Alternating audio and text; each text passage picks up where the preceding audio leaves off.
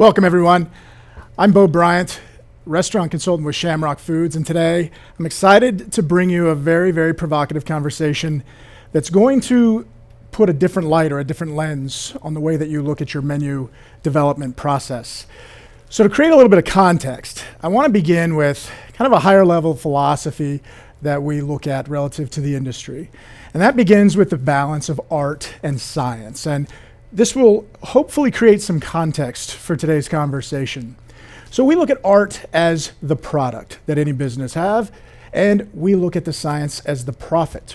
So within this, I want to create a parallel to great artwork. I've got the Mona Lisa here, and Da Vinci, probably one of the greatest artists of all times in my opinion, still had to follow rules. And today that's what we're going to talk about is menu construct rules that we have built through what we've seen as the best practices in the industry. So relative to the Mona Lisa, this was a construct.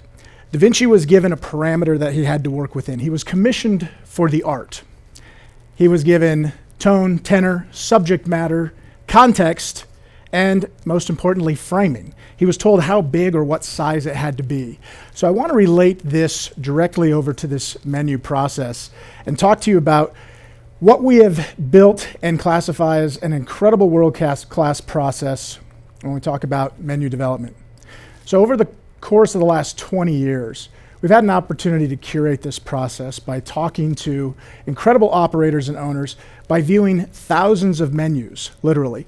And what we came up was kind of the top 10 best pieces when it comes to menu construct and rules that will inform and enhance the creative side. So let's dive in. The first rule within the construct is authenticity. And this is what so many operators and culinary people do so well. But we want to describe what we've captured within this process that we believe is genuinely world-class. So within authenticity, we understand the value of that is to create a point of differentiation. But beyond that, there's other elements at play. We have to make sure that it fits our brand, that it's aligned. We also have to make sure that our supposition is finger on the pulse of what the consumer demand is. So authenticity all by itself is not going to do what we need it to do. So I would like to give you an illustration of that. We worked with a burger concept, and this burger concept had built a very authentic process when it came to menu development and capturing their authenticity. They called it their menu item launch sequence, and it's literally a 5, 4, 3, 2, 1 blast off type of concept. Rules around how to build a great item. So as a burger concept, the burger and the bun makes it a burger. Everybody has that. So in addition to that, they wanted to create 5 unique ingredients. Of those 5 ingredients, they required that we hit 4 of the palate zones: the acid, the salt, the sweet, the heat, or the savory. They also had a texture rule. We want every burger to have the 3 C's: the creamy, the crunchy, and the chewy. And they had a temperature contrast rule. We want to have hot and cold, and we want that in the mouthfeel. And then finally, they believe if we capture all of that, we're going to do one unique recipe formula. That's an incredible example of authenticity. Sometimes that can translate into food and the creative ingredients or interpretation of a product, but we really liked this idea and thought that it gave good illustration. Next is the prep impact according to the rules of a menu construct, and I'll break this down.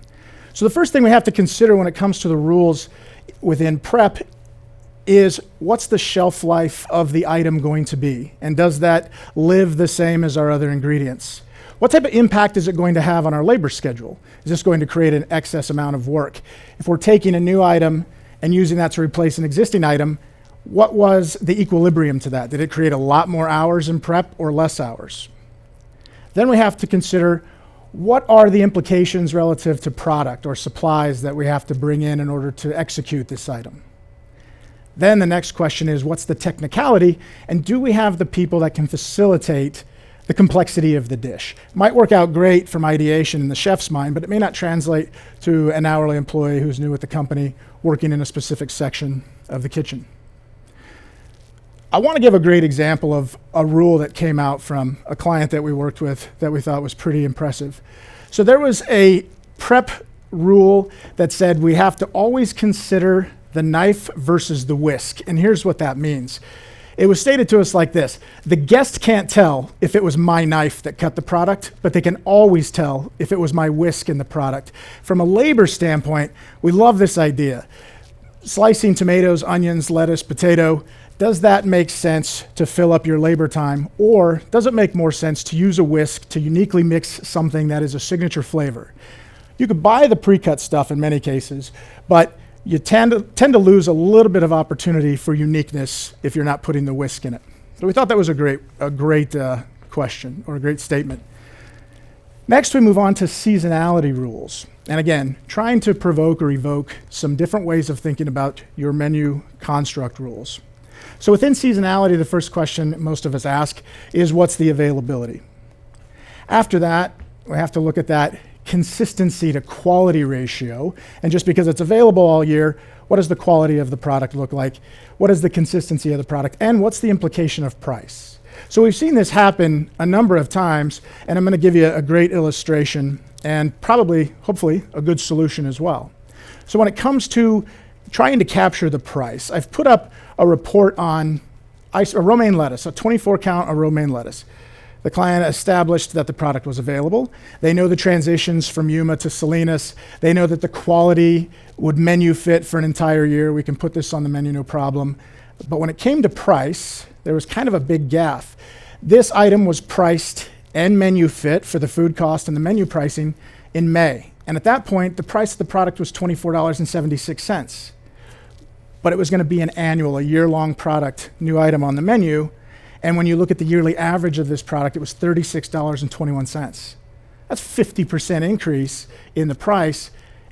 And that's truly impactful when it comes to the food cost and to labor costs. So you can work with your distributor, your sales rep, and talk to them about the items that you're considering. Ask if there's an index report for the annual average price. This is a great hack and one that we think fits really well into the rules. Next, let's dive into station. This is also, I think, probably one of the most radical concepts we had ever seen. We really liked it, and we had to share this one. So within the station, most of us don't think about menu ideation and the discipline towards the station. And so here's what I mean by that. How are we going to impact a particular station with these new items or with a different menu? Are there areas where we need to focus on addition or subtraction? Is it going to have an impact positively or negatively? Do we need to create relief? Is there ability? Again, going back to the functional way that we're going to build the item and do it with speed. And then availability as far as room within that area. So we put up an illustration that we think will illustrate this very well. We've taken just a blueprint example of our restaurant, and we've delineated the fry station, the saute station, the grill, and the cold station. Within those, we said how many items on the menu fall into each section. Then we ran a PMix report for 1 month, and we looked at what was the total burden of volume of plates that went through that station. That's where it starts to paint a really unique picture for us. It's important to understand what the balance of the menu is within the stations, but also the balance of the volume. You'll see in this example, my fry station only has 8 items. 944 plates went through that station over the period of time. The cold station has 10 items, but only 244 plates went through in the exact same time frame. Fry station actually happens to be the heaviest and busiest station, and how we respond to that to try to create balance with labor and with our overall menu mix is really, really critical. So we love this rule. We know that there's an opportunity through the insights in this to create some shifting to figure out where we have to do additions or where we have to do subtraction. Next, we're going to talk about a different kind of balance. Now, this was an idea shared with us by an incredible chef that looks at the scenario differently than I think any of us have ever looked at it before. So within balance, he's talking about plate balance. And he said, consider I have 3 proteins, I have 3 starches, and I have 3 produce items or 3 veggies. How am I going to build this plate? And he had asked us to build the plate. And then he built the plate completely different, and here was his rule. He said, I'm going to look at the ribeye. It's my very most expensive item. So I'm going to pair my most expensive item as the center of the plate item with the 2 least expensive accompaniment. I'm going to take my pork loin, which is in the middle, and I'm going to pair that with all the items in the middle, and then I'm going to take my roasted chicken, which is my least expensive protein, and I'm going to pair that with the most expensive plates. Now, what this does is more important than just building the plate. It's building the continuity and the pricing range that goes on the plate. And there's a big psychological concept to this called fair market value, and we're going to cover that in just a little bit. Next, let's talk about some profitability rules and considerations. Menu pricing balance, like we were just alluding to, that's where this comes into play. The consumer identifies this idea of fair market value as a range within a particular category. If your entrees start at $16 and go to $50, that can be a little bit shocking to the guest. If we can balance our plates a little bit better, we can put a better range within that pricing structure, and we can appease that fair market value piece. The other part of fair market value that's worth talking about is the fact that if a guest can look at an item that you have and understand other concepts that have it, they can remember or recall a range of what the value of that product should be. And so this now takes us back to the importance of that uniqueness factor that we started off with. If I can take different ingredients or reinvent this dish in a way that no one's ever done it, or add a specific flair to it, all of a sudden as a guest, I can't necessarily say anybody else does it like this, so I can't equate a price or a value to it, and that works in our favor. And then the final two rules, which are critical and most people do think about, is the percentage that we want our food cost to be, but we also have to partner that with the percentage that we want, or excuse me, the dollars that we want as far as a contribution. So I could have a low food cost item like a salad, but it might only put $3 in the bank. I could have a high food cost item like a steak, but it's going to put $20 in the bank. So trying to create that balance and profitability by looking at both are also important rules. All right, next we'll talk about time. And this is a different way of looking at time and a way that I think creates some additional rules. The time rule states that we should figure out what is the time to make any particular dish. And do we have rules for our overall menu? If we're in a very, very heavy business populated area with large volume lunch, I probably want to keep my ticket times between 12 and 15 minutes, maybe lower. If that's the case, then I'd better test the time on all of my new recipe items to make sure that they fit. But there's another rule to consider, and one that when we were taught this, we thought this is incredible, and that was time range. So we wouldn't want that same constriction of 12 to 15 minutes and have some items that we could make in 2 minutes. That seems counterintuitive, but it works like this. If I could make it in 2 minutes, what else could I do to curate the plate, present it, do more to the presentation to get closer to that 12 to 15 minute range? That way, when the ticket comes up, I'm not managing my KDS or my timing and have to fire things at different times. It builds in a better rule for my team to just get the tickets, cook the entire ticket, and know with a large degree of confidence that the items are all going to put out at the same time. I don't have things dying in the window or compromise the integrity of the product because of this. So 2 great rules that we liked and wanted to share. Next, we have to talk about inventory and some great inventory rules. So first, we have to understand what's the impact of this new recipe going to have according to our inventory? Is it going to create an expansion of the total amount of product that we have to carry? Or if we're doing a menu change, are we doing it intentionally to create contraction within the total amount of inventory and SKUs that we have to have on hand? This is critical when it comes to managing your supply chain and your inventory cost. Next is vendor alignment. And this is a rule that doesn't typically come up, but one that I think is really, really important. We have a great dish, but we can't source that item that we need to execute this dish, so we have to bring on another distributor. We bring on this other vendor, and all of a sudden, that vendor has minimums. And so now we lose our leverage strategy with our spend. We have to bring on another ordering process, another vendor to work with, more invoices to control, and that can lead to more problems than it does necessarily benefit. Next is stability. I know a lot of folks that have these hard, fast rules that say, look, if we can't use that item in at least 3 places, we're not going to bring a new item in. I would challenge that and say that might be a good rule for perishable products. But we believe when it comes to shelf-stable items, maybe we can make adjustments on that. And so that's the stability question. The next rule we looked at is scalability. And this is an important rule. And what we mean by scalability, sometimes when we start a new item, we want to put this on the menu. We think it's great. We can source it, and we can buy it in a very, very small portion size or pack size. But eventually, will that pack size be able to catch up with greater volume? Usually the answer is yes, but the downside is, should we have ever bought a very small kind of retail priced package of anything when we're in a wholesale capacity trying to make as much profit as we can on the backside? The next rule I want to talk about is the day part consideration to building your menus. And this is another interesting way that I don't think is common logic. So when it comes to the menu build, are we trying to make a menu inclusive through all of our day parts, or are we trying to purposefully make it exclusive? I want a different breakfast menu, then a lunch menu, then a dinner menu.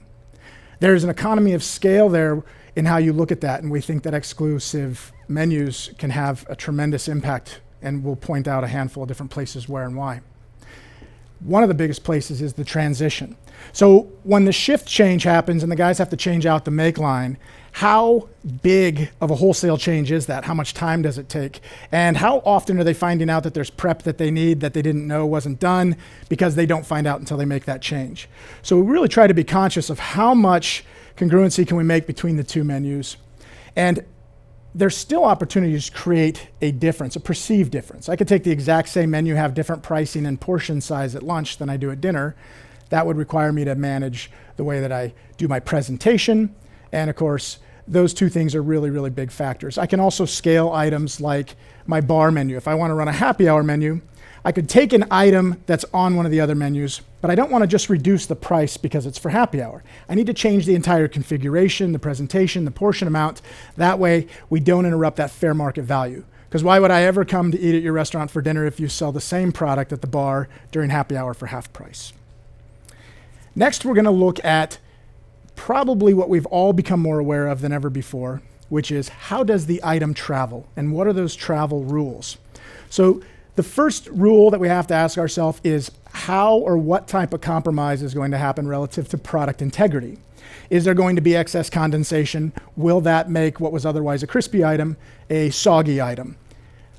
We encourage people not to just give up on the idea because the product integrity was compromised. There's a handful of different things that we can look at. Is there a packaging solution that might make this work? Or is there a assembly solution that could solve for this? Here's an example. I've got s'mores. Can I deconstruct an item as simple as this just for illustration? Probably. I could break this up into different pieces by component, put a little instruction manual inside for what we'd like the guest to do when it gets home, and nothing was compromised. That could be a great solve. We encourage you not to give up. We know probably one of the biggest impacts is going to be that moisture part. Venting, absorption pads, foil, dual wrapping, there's all kinds of ways to solve this, but we don't expect you to solve that. You've got tremendous reps, tremendous resources, manufacturers and brokers at your disposal. Bring them in, ask them what type of solutions they've seen and what they can do to help you solve this. So hopefully that was provocative and evocative and made you start thinking a little bit different about the way that you manage your menu in Construct. Hopefully it doesn't take anything away from the creative, just helps you understand what size of frame you have to paint the picture for. If you're joining us for the live events, please ask us questions, jump on a chat with us. We're here and we'd love to answer any questions that you have. Thanks a lot for joining us.